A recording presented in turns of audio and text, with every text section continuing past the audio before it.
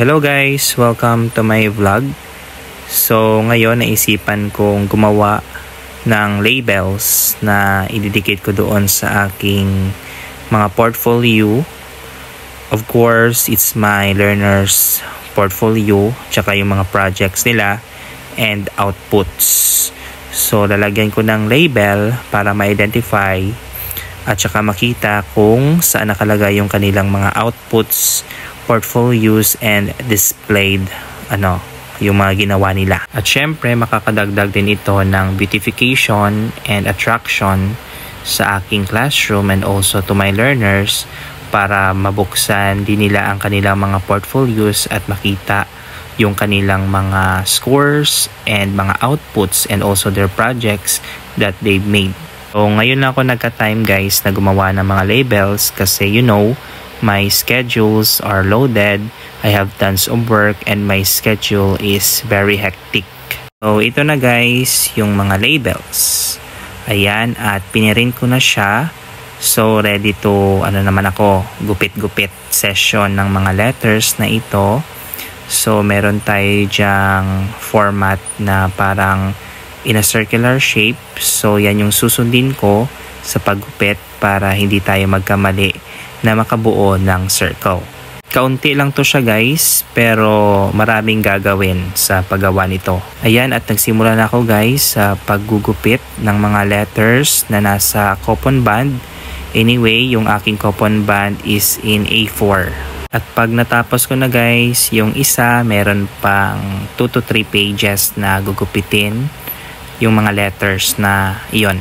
So sabi ko kanina maliit lang siyang gawain pero time consuming talaga siya guys pag gumawa ka ng mga labels. Pero yung ginagawa ko dyan guys is ini-enjoy ko lang yung work ko so that I can't feel tiresome and I cannot feel exhausted kapag ini-enjoy ko yung work ko.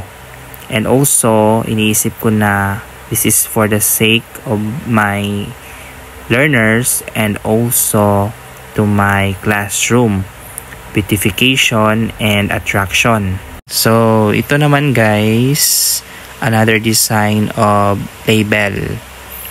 Yan, ididikit ko yan sa mga portfolios ng aking mga learners so that makikita na doon nakalagay yung kanilang portfolios. And habang gumugupit ako dyan guys ng design or ng circle with letters on it, letter on it, nalilibang ako at syempre nagugustuhan ko yung ginagawa ko.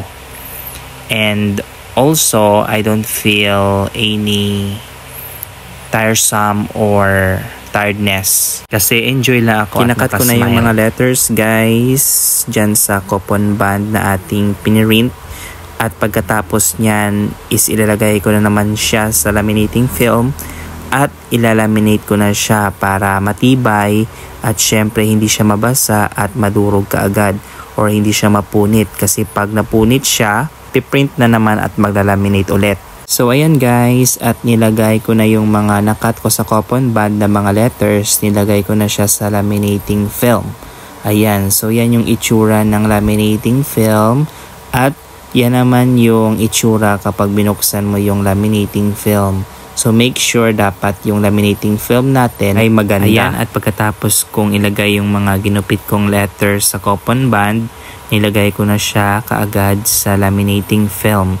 At saka ilalaminate ko siya ng back to back para matibay yung ating paggunting mamaya ng mga letters at saka hindi matanggal yung plastic or yung laminating film. Nilagyan ko rin dyan guys ng edging para hindi mag-open yung laminating film natin kapag na-laminate na siya or hindi matuklap para mas tumagal pa yung ating mga letters na ito kapag nakalaminate siya. O diba? At saka hindi siya maalikabukan at hindi siya masira at mabasa. So need talaga na ma-laminate ko siya para hindi ako always or every year nagpiprint at naglalaminate. So, dapat laminated talaga siya.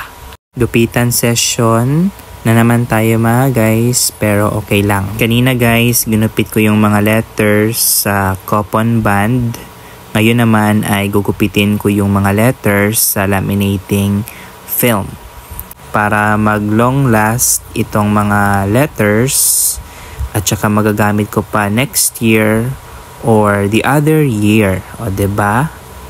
So, dito guys, kinat ko na yung mga letters na nalaminate ko isa-isa para i-assemble ko na lang siya kasi naka-jumbled yung paglagay ko sa laminating film.